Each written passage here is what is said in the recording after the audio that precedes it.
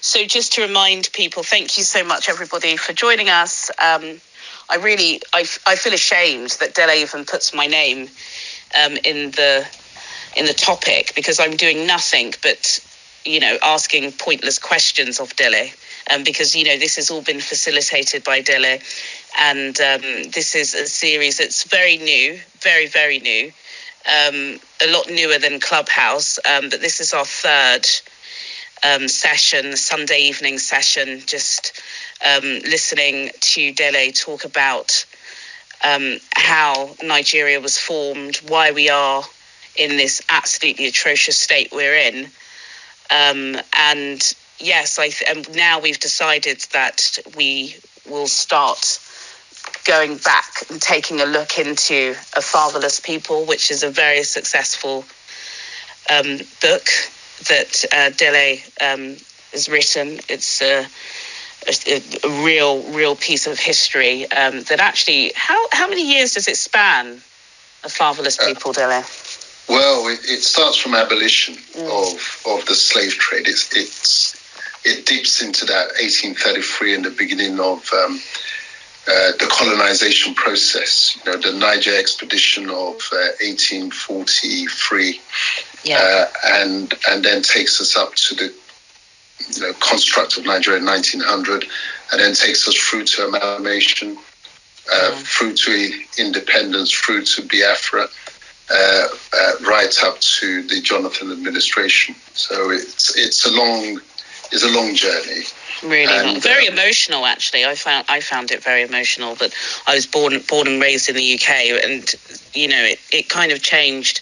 Yeah, I think it's a life-changing book, and I don't say that to kind of flatter you or humour you. I think most people who've read it, and I read it, and I did the Audible, which helps, because then you stop yourself from doing all of the Google research. You can just listen to it and really enjoy it. So what we'll be doing this evening is we will be listening to Dele. I think Dele can pick up from where he'll be starting, but considering it's the oil discovery, I think it will be around that time, if I'm right. That's correct. And you mentioned the audiobook. So here's a flavour of the kind of almost like a taster from the audiobook. So I'm going to start with a reading of a passage from A Fatherless People to help frame our discussions this evening. And it centres around this controversial issue as to when was oil actually discovered in Nigeria. And here's the section. It begins as follows. The governor who, above all others, drove the development agenda for the South was Walter Egerton, governor of Lagos and the Yoruba mainland from 1904 to 1906, before becoming governor of southern Nigeria from 28th of February 1906, when Lagos and Yoruba land was formally united with southern Nigeria Protectorate, up until 1912, when he was replaced by Frederick Lugard. To his post as the new governor of Lagos, he was bringing years of experience as a colonial administrator in the Far East. He had a clear appreciation of the resource potential of southern Nigeria, and his management philosophy was to spend whatever was necessary to generate what was possible, even if that meant deficit financing in the short term. His development program was energetic. The experience from Malaysia enabled him to introduce the cultivation of rubber and the development of rubber plantations. He pushed for the expansion of the railway network and telegraph lines. With respect to the territorial boundaries of his territory, he argued forcefully for the reunification of Ilorin with the rest of Yoruba land. The least known credit to his scorecard was the support he gave to the search for and the discovery of oil in Nigeria by John Simon Bergheim.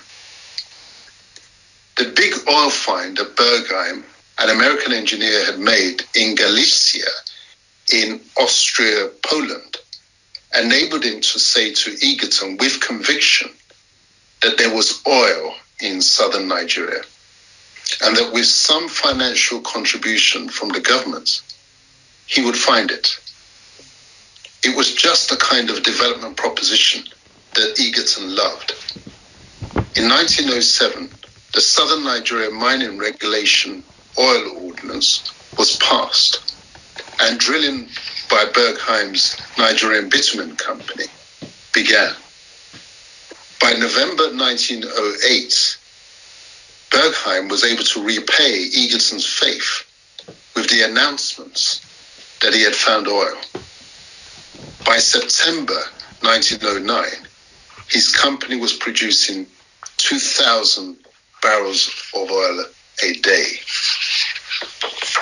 So that's the reading from A Fatherless People, pinning the date of discovery of oil, November 1908, and that by 1909, we were producing 2,000 barrels of oil a day.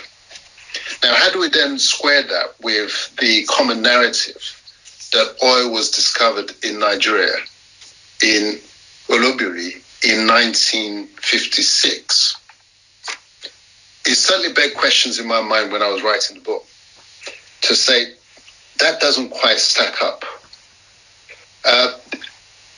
When we look at the date of discovery of oil in other parts of the world, and it was the sort of beginning of the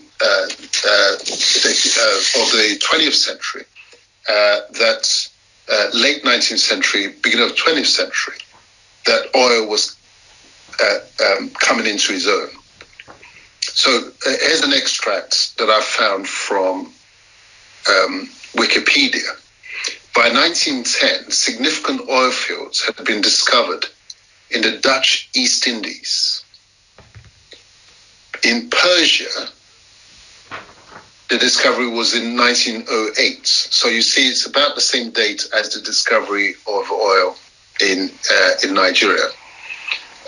Peru was 1863, Venezuela was 1914, and Mexico also around about that date. The Galician oil fields, that's the one that was referred to, that Bergheim had been involved in this discovery of. It said made Austrian-Hungary the third world largest oil producer after the United States and the Russian Empire, with 5% share of the global oil production in 1908.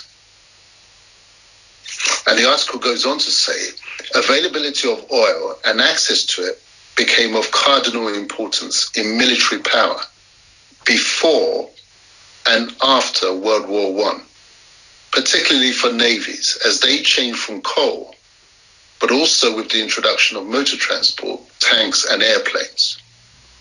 So against that background then, how can we say that oil was only discovered in Nigeria in 1956? How do we reconcile it? My theory is that they knew the oil was there and they were helping themselves to that oil. To contrast, the date of discovery of coal in Nigeria, in Enugu, was 1909. So you see, it's around about the same period, because what was the object of colonization? It was these lands that, by virtue of military prowess and superiority of weapons, that could be taken and their resources could be extracted. In the circumstances where we have the evidence that it was discovered in 1908, how credible is it that the oil was just left there at a time when oil was being discovered and exploited, as we've seen in various other parts of the world? And take note of this, Saudi Arabia, the oil reserves in Saudi Arabia were not discovered until around 1938. So again, when you keep that in mind, how realistic is it to suggest that oil that had been discovered by Bergheim and where we were producing 2,000 barrels a day by 1909 was simply left there. My submission is that oil was being extracted without disclosure. And you might ask, well, why would they have to disclose?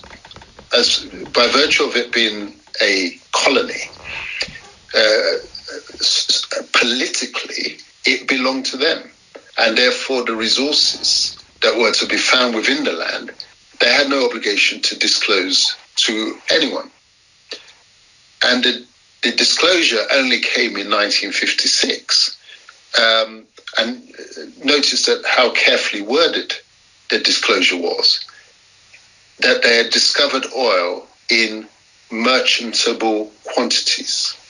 Merchantable means that in quantities that are viable for sale.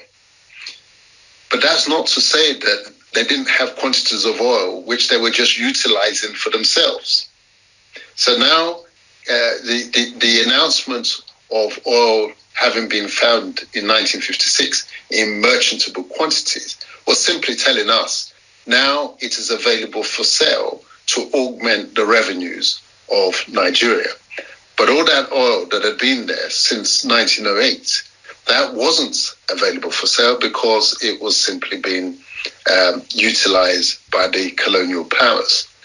And let's look at the events that led up to that announcement. Again, it's relevant to our discussion and our analysis of the credibility of the claim that it was only discovered in 1956. Remember that it was March 1953 that the Action Group moved a motion, and it was Chief Anthony Anahuru who moved a motion for independence. And what dates did they put on that motion on which they were demanding independence? It was 1956. So March 1953, Action Group has proposed a motion demanding independence by 1956. 1956 was selected on the basis that the existing parliamentary term, which had begun in 1951, was due to run its course in 1956. So basically what the Action Group was saying, let this be the last period of colonial governance. Come 1956, that should be the end of pack your bags and go. It is strangely coincidental then that it's that very year, 1956, that an announcement is made that oil has been discovered. But what else happened in 1956? 1956 was also, October 1956, saw the outbreak of the six-day Arab-Israeli war, where again oil prices spike. And how credible is it that in that same year, the British will have announced that, oh, by the way, we just found oil. And we know the quantities of oil we've been dealing with since that announcement. Formidable amounts at a time when the price that it commanded was premium. If it were true that it was just 1956 that it was found, how credible, how likely is it that the British colonial power would simply have said, oh, well, we've committed to pack our bags, so 1960, we're packing our bags and we're going. Life simply just does not work that way. And so, again, I submit that oil was there all the while, just like the coal. The coal was being taken out, I guess, because it couldn't really be hidden. Whereas, of course, oil is, you're not dealing with it overland, are you? You're transporting it by ocean-going vessels. And even now, we as Nigerians, do we really know how much oil has been lifted by the Shell and the other oil majors? or we're simply relying upon what they report to a very friendly government. Who does the audit of those figures? Do we have the technological capabilities, especially when you look at the deep water explorations? Do we have the technological capabilities and let alone the management capabilities under this and similar governments to actually monitor what has been lifted out?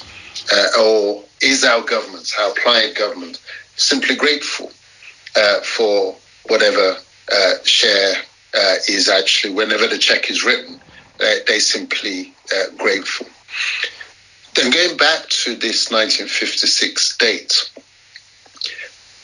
let's consider how significant that announcement. If we take it on face value, that oil was discovered in 1956. What impact would that have had on the plans for handover? Here's a great resource in great quantities. They've now got the experience of the oil in Saudi Arabia. They've got the experience of the oil in Iraq and places like that. And on our theory, they've just discovered substantial quantities of oil in Nigeria, right at the tail end of their colonial presence. We can now begin to understand that the arrangements for independence would certainly have been shaped and coloured by the calculations as to which government, who can we put in power to ensure that are protected. And when you're considering the fact that the oil was located physically in southern Nigeria, then logic clearly dictates that the power would not be handed over to those where the oil is located. It will be kept as far away from them as possible. Simple logic is that if you are going to be the your primary interest is to purchase that oil, you want to buy from somebody, not the direct and immediate owner, because then you'll be paying premium prices. You want to be buying from somebody who has a similar interest to yourself. They are simply interested in a quick sale, a fire sale of those resources, because for them it's a bounty. And so that begins to explain the evidence that we've seen from people like Harold Smith, as corroborated by Sir Peter Smithers, confirming that the independence arrangements were all a sham, and the plan was always that Nigeria should be ruled by the North, and so it has continued ever since. And so long as that resource is there, then, as we say, as far as international relations and politics is concerned, it is always about permanent interests. No permanent enemies or permanent friends, but permanent interests. And the big consideration, as far as Nigeria is concerned, has always been the oil. And so therefore, as long as that's there, the political calculations from those who are interested in acquiring it will be dictated by who can assure us the cheapest price, and it would never be the actual owners. That's my submission and contention. Oh, goodness me! So, sorry, can I just say that's absolutely frightening, absolutely horrifying. And I'm sorry to interject. And welcome, Femi. Welcome, Femi, to our Sunday session. Dele's just been giving us a rather eye-opening account of the discovery of oil, and I did want to ask Dele, because of course you've conducted so much research, not just into A Fatherless People, but of course your new book, which is out next week, A Slave Ship Called Jesus. I did want to ask, with the discovery in 1908, have you come across any any archives or any accounts from the locals who may have been aware that, it was being drilled and shipped out before 56, after 08. And also I wanted to ask about the relationship between Royal Dutch Shell and the British government, because, of course, if oil being so central to the long-lasting relationship after independence, I suppose it's a kind of incestuous relationship between the two of them. I just wanted your feelings on that. And please, anybody else who would like to ask Delhi a question, please do raise your hand. Yeah, thanks for those questions. First, who would have known that outside the interested circles, who would have known about the discovery of the oil in 1908? I think it's important to keep in mind the state of world affairs at this point. That war was already, the First World War, which actually kicked off in 1914, was actually in the pipeline from as early as 1900. I say that because the research that I've been doing lately, and I've been reading the biography of Joseph Chamberlain, who was the colonial secretary, the British colonial secretary, from 1895 up until 1906. What comes through that from that biography was that he was actively trying to negotiate an alliance and put in place an alliance with Germany at this point. But the alliance talks collapsed, and largely because of the Boer War, which started in 1899 and finished in 1902. The Germans had great sympathies for the Boers, and on the back of that war, Britain became extremely unpopular in Germany. And so with war in prospect, when those alliance talks broke down, Britain now switched its attention to forming an alliance with France, which led to what is called the Entente Cordiale that was in place. So they couldn't do a deal with Germany, and they switched their attention to France instead. Now, with the drums of war beating very softly, a discovery of this nature, of oil in this territory, would have been a very, very sensitive matter. You keep it extremely confidential, wrapped up, because if it got out, then that would actually attract the attention of your colonial and your colonial rivals. Because bear in mind, Germany at this point had neighboring Cameroon, and France had the Republic of Benin on the other side. But given that the tensions were really between the Germans and the Brits, a public announcement of the discovery of oil in Nigeria, so close to the German territory in Cameroon, would have absolutely raised the stakes as far as the standoff between those two countries is concerned. So one wouldn't expect to see newspaper public reports or even discussions. It would have been on a top secret project. It was sponsored by the British government. What happened was that Bergheim, who discovered it, actually died rather mysteriously shortly after. He died, it was said, in a road accident, which is slightly bizarre, because when you think about it, the motor car had only just been invented around about that time. How fast could cars be going at that point in order for this fellow who's discovered the oil to suddenly die in a motor accident?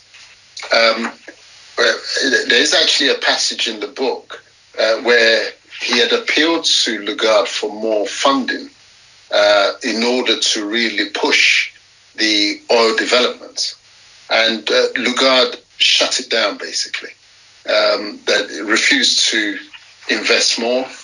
And then the next thing, our poor fellow suddenly experiences a motor accident and he dies. So the short answer to the point is that it's not something that you would expect to have. It would have been kept top secret. As regards the relationship between Royal Dutch Shell and the British government, I think we get a clue as to the closeness of that relationship when you remember the position of the Royal Niger Company. Because the process of colonization was advanced and carried out through private companies. Is a classic Western strategy whereby they use, in order to, because the early process is quite bloody. It's not exactly that they were walking into these lands and saying, wouldn't it be a good idea if we took over your land and ran it? It's at the barrel of a gun, and leaders are being deposed. There's reaction from the indigenous peoples. They have to be dealt with, Maxim gun and all the rest of that.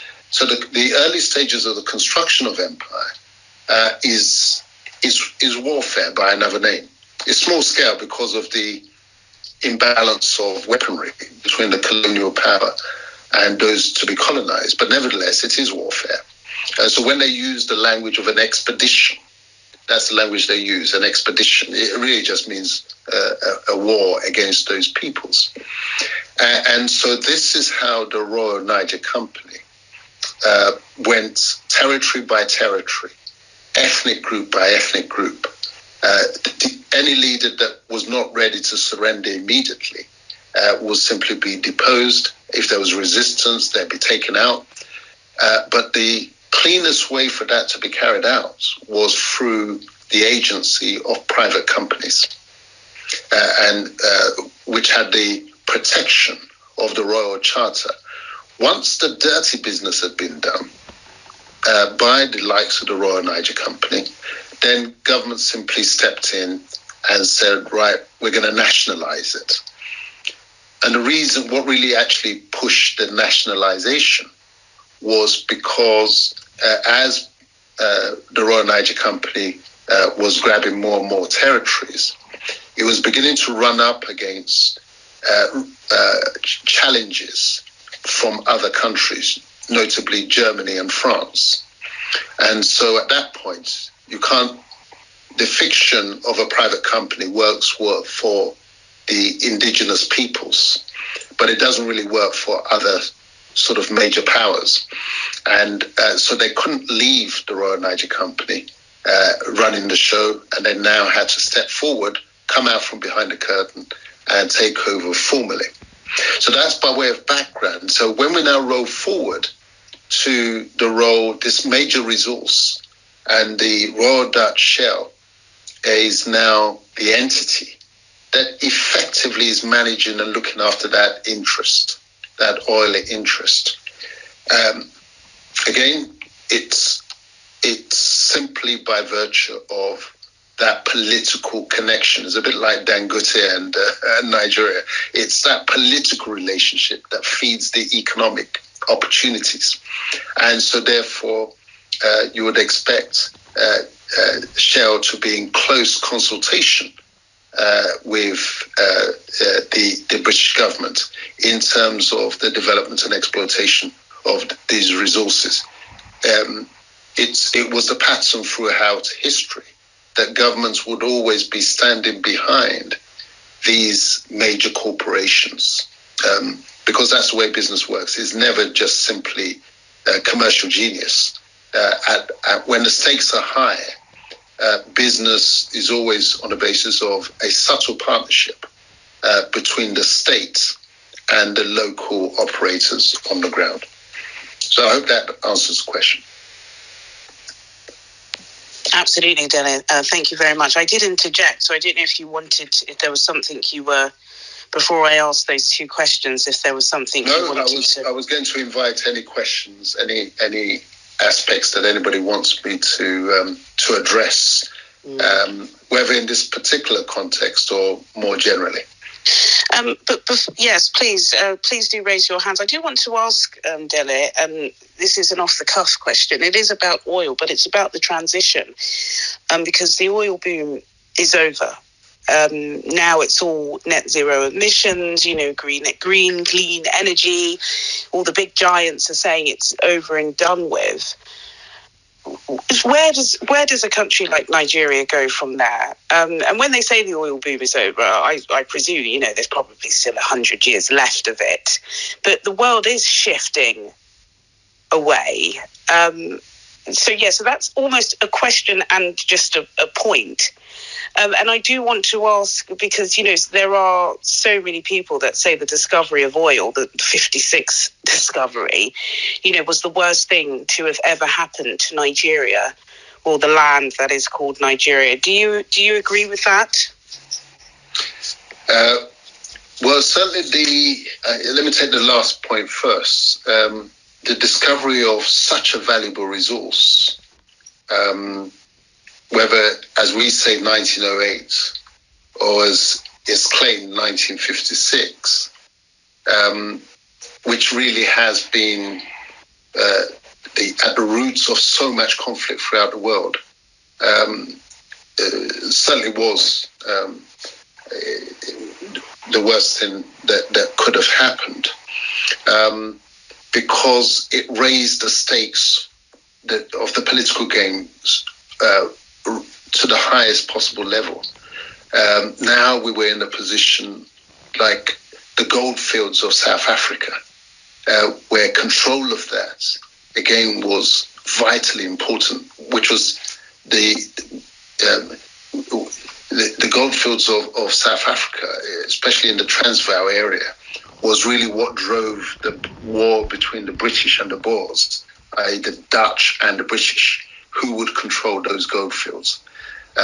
Similarly, where diamonds are found, it attracts conflict. So wherever resources are found, it invites stress, strife, and conflict. And had the oil been discovered, let's say it had not yet been discovered, it was still underground, and we had got our independence, I suspect that many of the ethnic groups that are refusing to let go of the Nigerian Union would have let go ages ago. Let's keep in mind that at several instances before independence, the North was declaring Araba, i.e. secede, we're leaving. They were only persuaded to stay, and the last one before independence was 1954. They were only persuaded to stay because the Brits whispered in their ears two things. One, by the way, you guys are landlocked. Have you considered that? Secondly, there's oil in the south, so where do you think you're going? Such that if that oil wasn't there, there would have been little incentive for an Islamic peoples to have stayed in political union with a largely Christian others. That also it reminds me of a point that I think I touched on last week, which was the Madagascar dimension, because again it fits the timeline, because remember 1908 is when it was found, but the search for it had started beforehand. And so when the oil was now found in 1908, you can see that how that feeds into the necessity for the amalgamation of 1914. Because remember, we had been operating as separate countries, southern Nigeria and northern Nigeria. they had border patrols between those two territories. And then suddenly come 1914, amalgamation happens. And the whole object of amalgamation was to, in my assessment, was to give the British more firmer control of the resources, the resource-rich South. Because let's imagine if the amalgamation hadn't happened, the British would then have to have been dealing with a southern Nigeria populated by fairly educated peoples. I mean, obviously the level of literacy was still quite low, even in southern Nigeria. But the reality was that by virtue of the work of the missionaries and the education that they were pushing through, there was a critical mass of educated people who could look after their resources.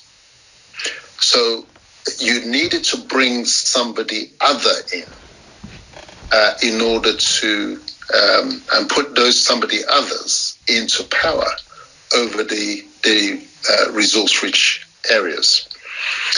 The same thing happened in South Africa. The Boers, you could almost for the Fulani in Nigeria, you could equate the Boers in the Republic of South Africa. They too, the Boers were not indigenous to the land. They had the same interests, commercial interests, as the British. There was a fight for supremacy between them.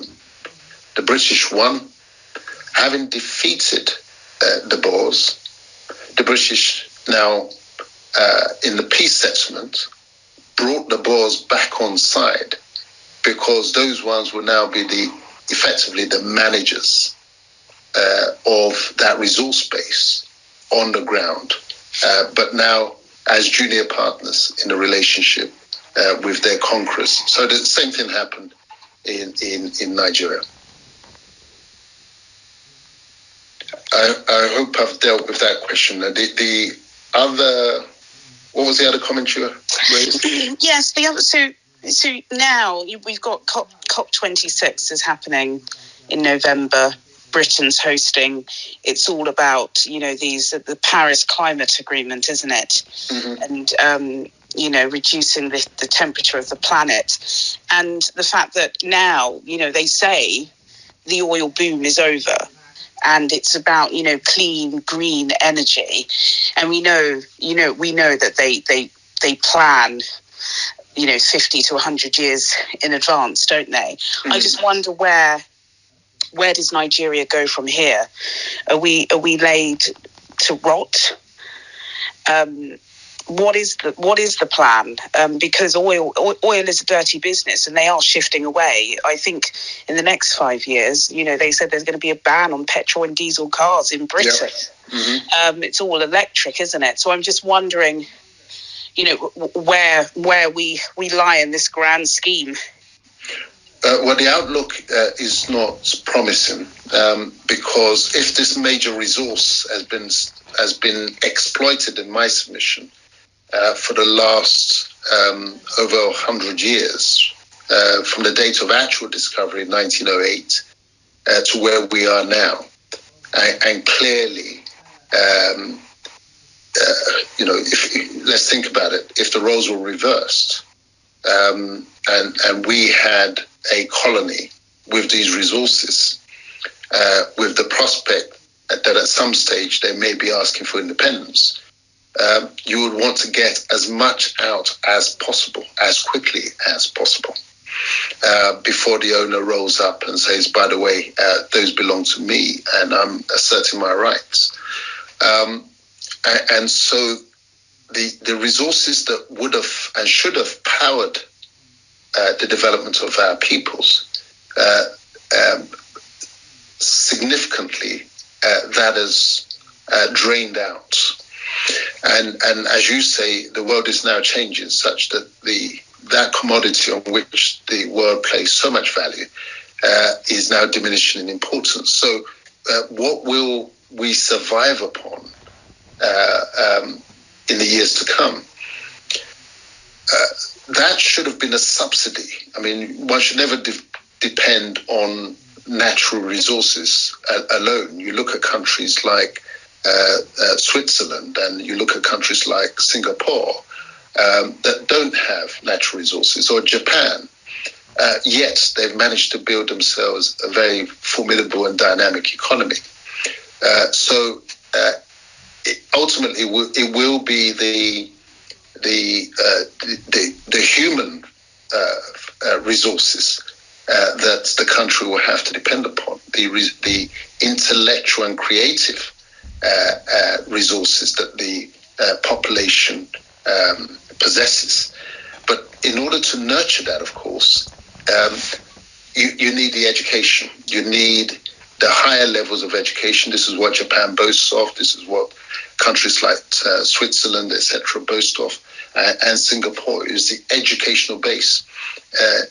With the subsidy and support from the oil, what should have happened is that educational base should have been built up in readiness for the future.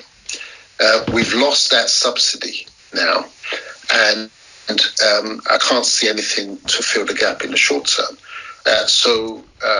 And in the meantime, this administration is running up debts right, left, and centre, borrowing on an impossible scale.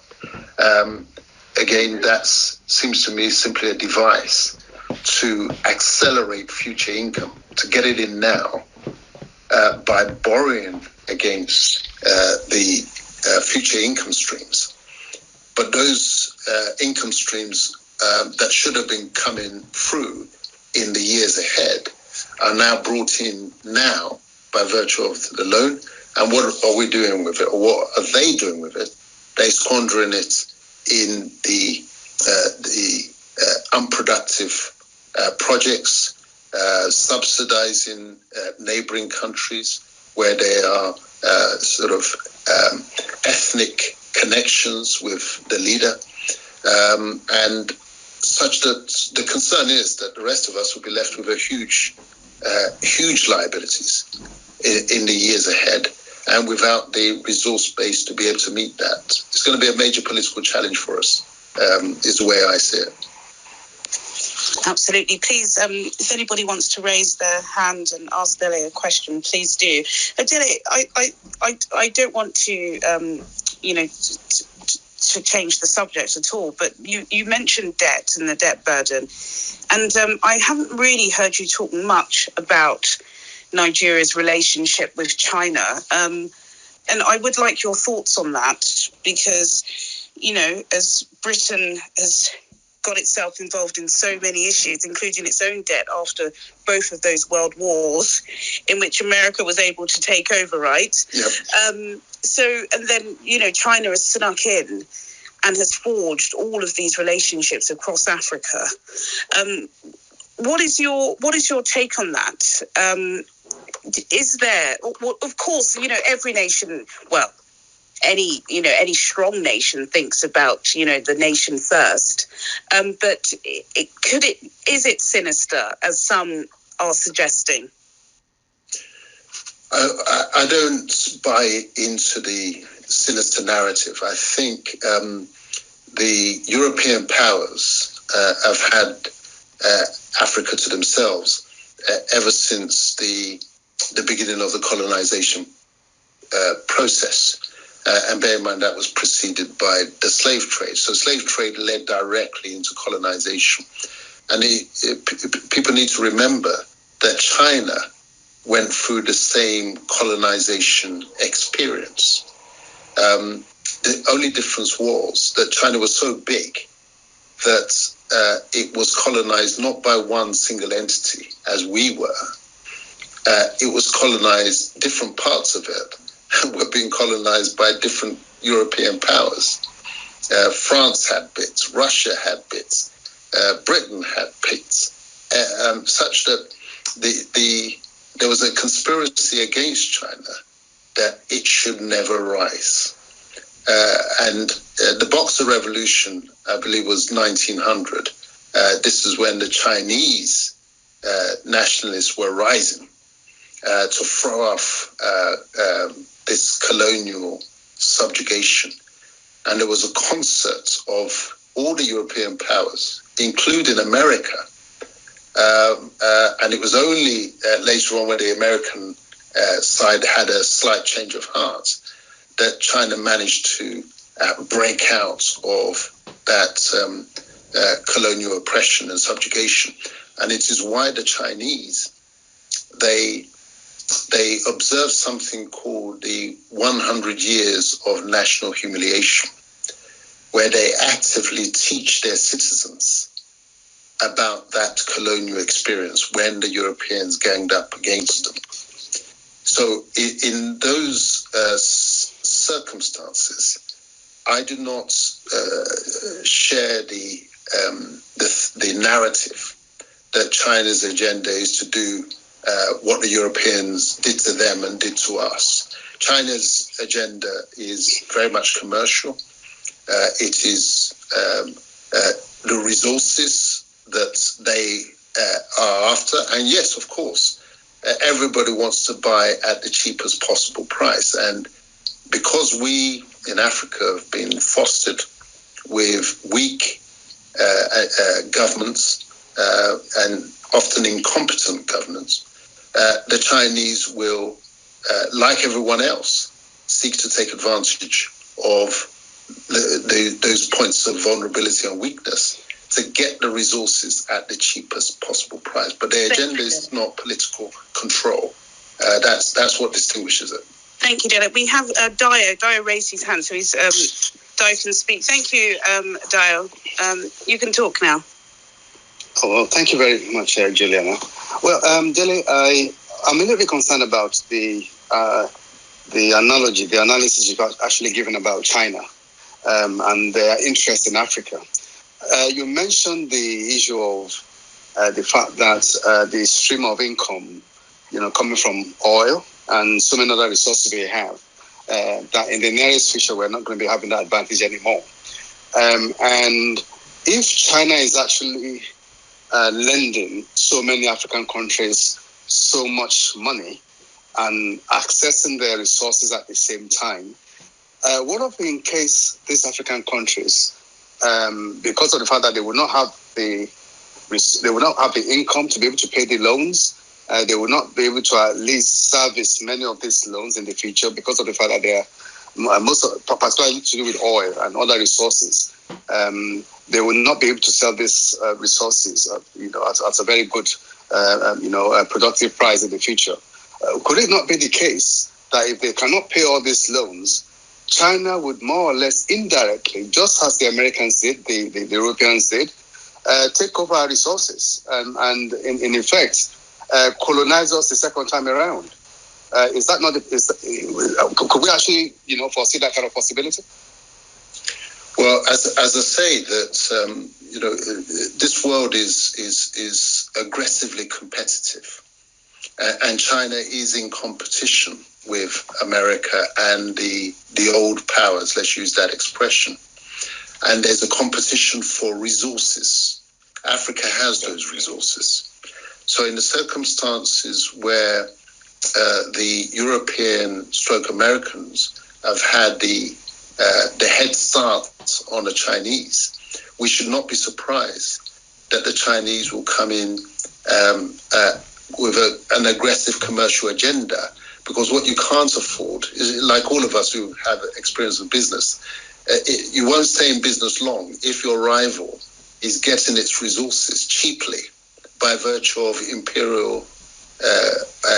historic imperial connections, and you're not able to get into those markets to get access to those resources to enable you to compete with your rivals. So China definitely is in the game for the resources of these territories. But I think the important distinction is this, that it's where it crosses over into political manipulation of these territories. That's where you stray into proper colonialism / neocolonialism. There's a video going around now, going around again.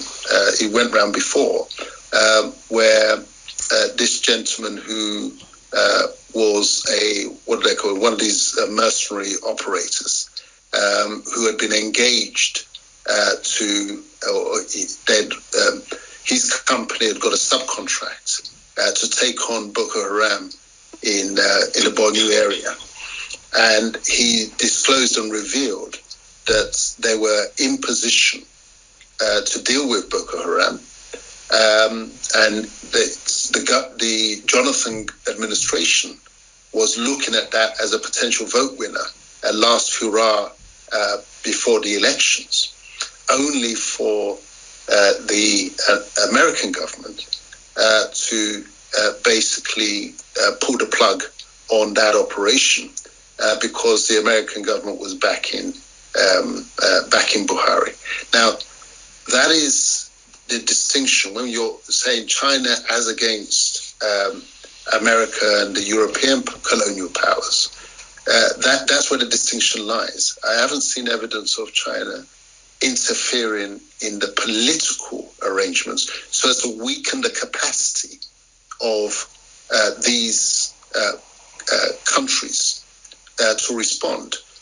Because I don't think many would dispute the fact that with Buhari in power, we have seen a weakened capacity, a poorer governance, as compared to however bad anybody thought Jonathan was.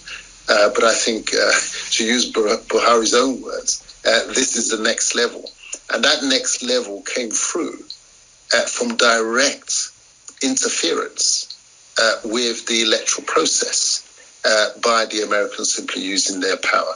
So, yes, China is in on the game. China is making loans that are secured on assets. It has to be. Anybody who, again, is in business knows that nobody lends without security.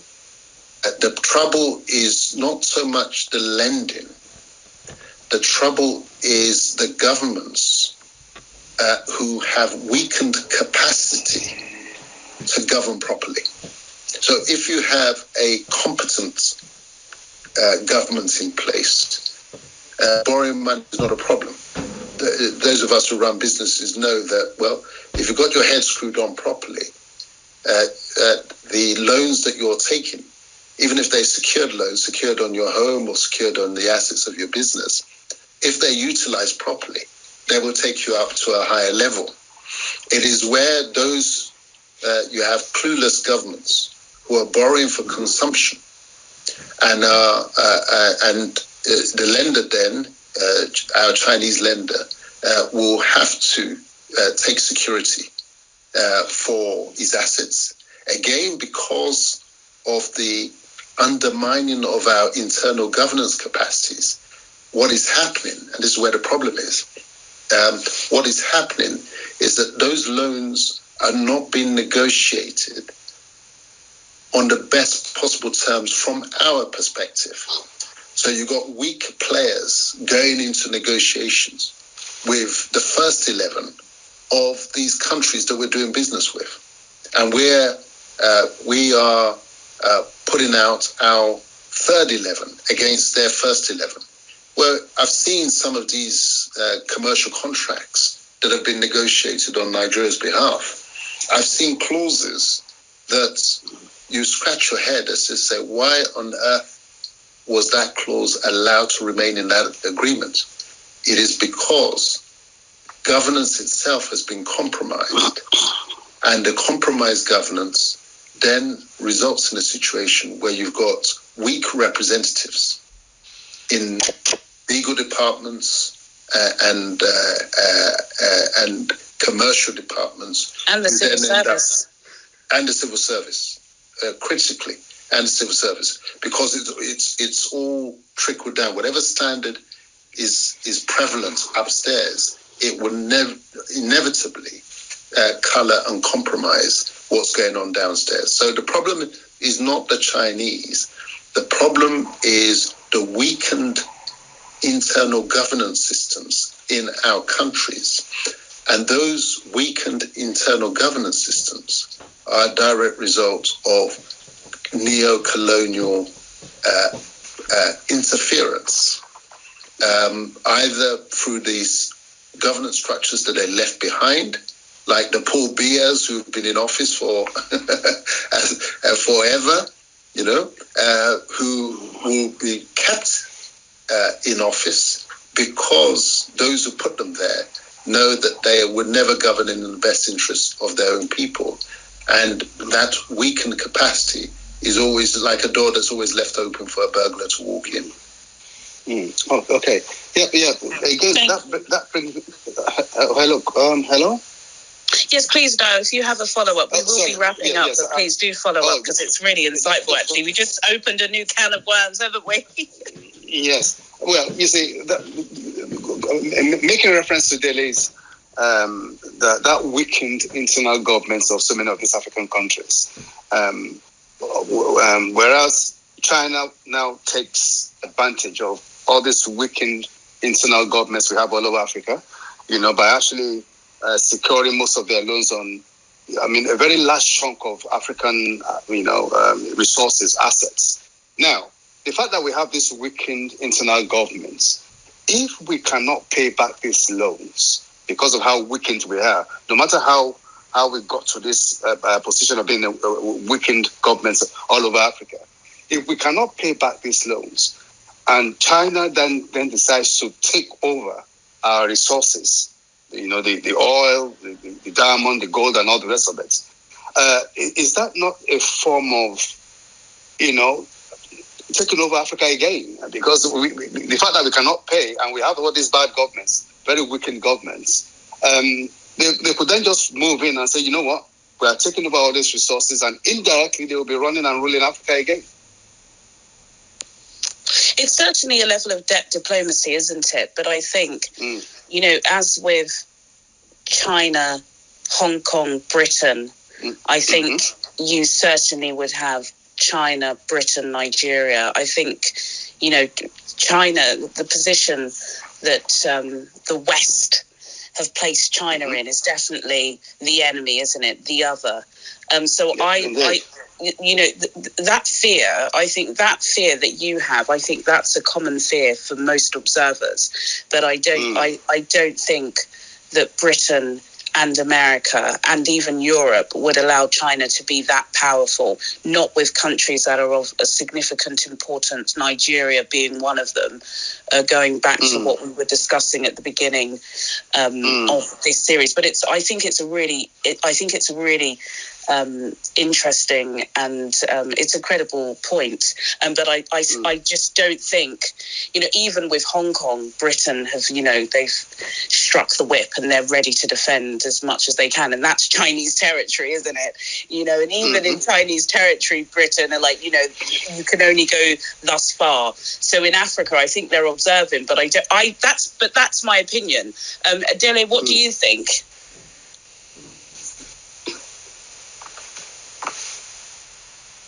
Dele's on mute. Oh, yeah, I've unmuted. Could Dio mute his mic? Because I just make sure nothing comes through. The point is this again, that I always say that there are two forms of... Dio, can you mute, please? I always say that there are two forms of corruption, or you might call it two types of cancer in terms of governance. One is financial corruption, stroke cancer. The other is political corruption, stroke cancer.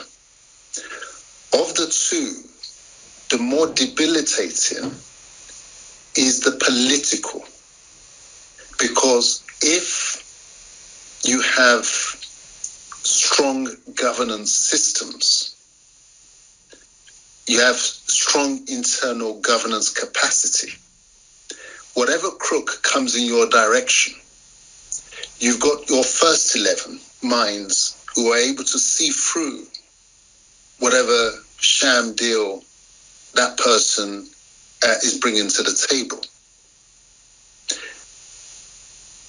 In contrast, if you have, when you're dealing with financial corruption, although it seems more dramatic, it is not as deadly as an arrangement that reduces your capacity to resist. It's almost like a virus that gets into the human body and destroys your capacity to resist. So when you're looking and you're speaking about the threat from China as against the record and the permanent interests of the European powers and the American powers, the European and the American has manifested in reducing our internal capacity to resist by fostering weak governance on these territories. Each of these territories have leaders who are capable of batting in the interests of their people. But those ones will never get to power. We see the evidence clearly. You see them operating in the private sector. They come through because they would never allow, let's take our president, for example, Buhari. In a million years, you would never see a Buhari running a private sector company, a bank, for example, in which maybe the West have shareholding interests. Never. But you will see leaders like that running the country.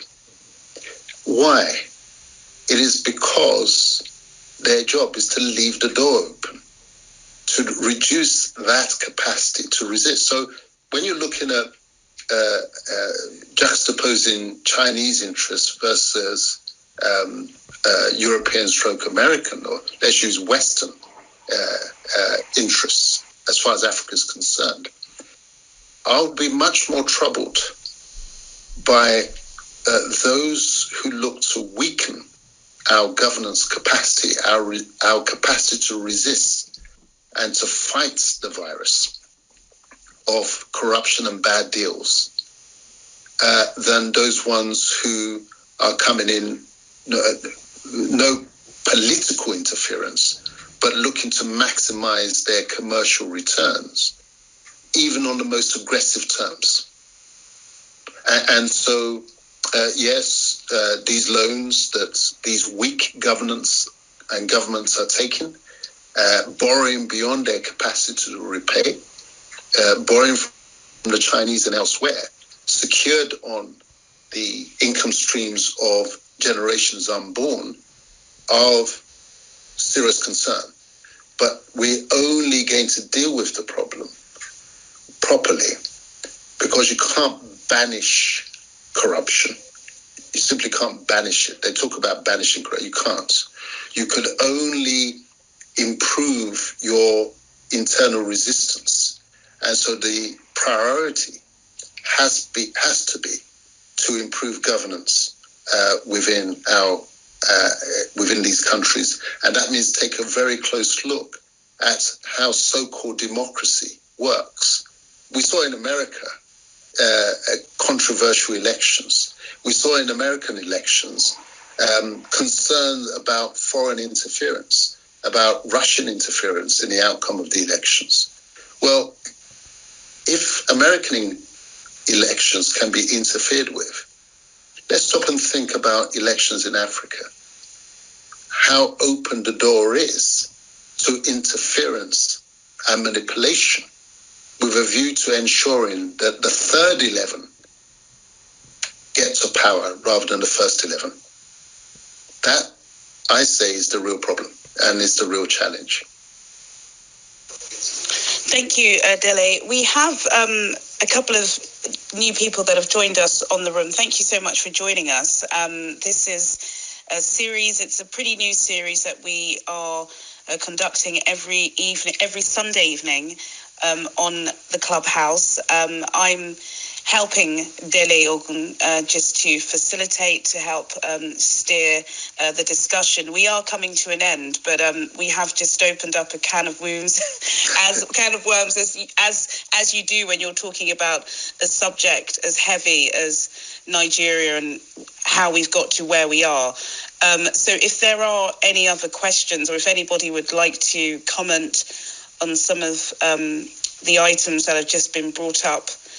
We were speaking about China and whether or not we should... we do have a raised hand. This is from Patricia. Patricia, I've just let you in the room. Good evening, Patricia. Good evening. I literally just kind of like popped into the room and I've popped onto the stage to say good evening to my two brothers, Dele and Tudayo. Evening, guys. And your sister. And my sister, Juliana. Good evening, Pat. Good evening. Good evening, Patricia. Pat, what do you think about China?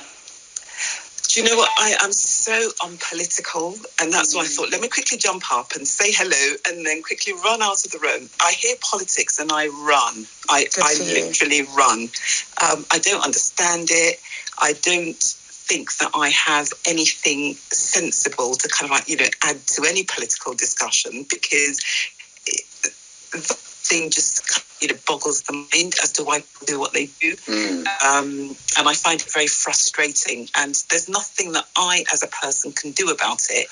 So I've kind of like just chosen not to, look in that direction and, just stay in my own lane and, mind my own business. I know that, Dilly will probably be cringing to hear me say that. But, we do what we do to cope. And, that's my coping mechanism. Oh, Patricia, please don't switch off from politics because it does wrap up our existence in such a big way. And you're actually doing the right thing, coming in to listen and to understand the issues. It's a great thing when a human being can say, I don't understand it. Our problem in Africa is the actual opposite. So many of us are so cocky and confident that we do understand what we actually don't understand. And because of that arrogance, intellectual arrogance, it means that we end up with a situation of the blind following the blind. And this is how we end up electing people like Buhari into power, because everybody presumes to know, rather than saying, well, I don't know, but I need to go and listen. I need to go and understand what is going on. So don't be embarrassed by that at all. You're on the right path. Yes, you are. Thank you so much, Patricia. Thank you, everybody. Dilly, as we wrap up, would you like to give us... Dio, I can see you're not muted any longer. Yes. Were you satisfied with Dilly's... Yes. Well, we can't resolve the issue tonight, can we? But at least we cannot, yes. Well, I just want to respond to what Patricia just said. I remember one Greek philosopher, going back 2,500 years ago, who actually said this. I think his name is Pericles.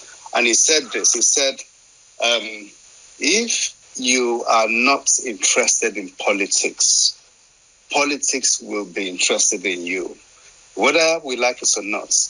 Even if we are saying that we are not particularly interested in what's going on because we do not understand it, whether we like it or not, that the politics of the day in any country, any society, would always be interested in us. And if we do not take steps to try to be involved and to be engaged, at least try to make a difference, the impact of what politics would do to us, because we are not involved, we cannot put a price to it. So it's always good for individuals generally, in your own small way, not in a mega way, to at least do politics and see what you could then contribute to the lives of the people around you within society.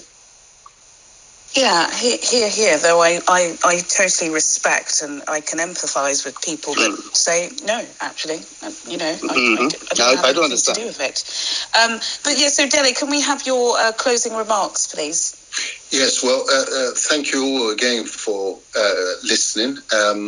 Just a very quick summary. The evidence I suggest, and as contained in the book A Fatherless People, is that oil in Nigeria was discovered in 1908 and not 1956, and that the oil was simply being used up by the colonial powers in that intervening period. And what next Sunday,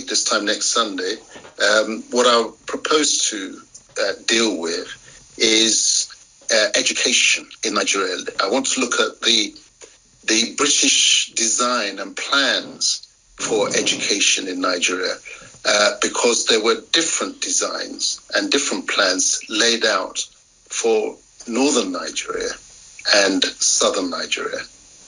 Next week, I'll discuss why that was and precisely what shape the different forms of education took, and how, and this is the real important aspect of it, how the different blueprints for education has affected democracy in Nigeria. So look forward to seeing you all again next week. Absolutely. Well, thank you so much, Lele, and good luck tomorrow and for the rest of the week with your new book, the new release of A Slave Ship Called Jesus, which will be available on Amazon. So hopefully, if there's time at the end of next week's session, we can do a little Q&A on that as well. Yes, happily. Thanks. Thank you. Good night, everybody. Good night, everyone. It's International Women's Day tomorrow, just to remind you all.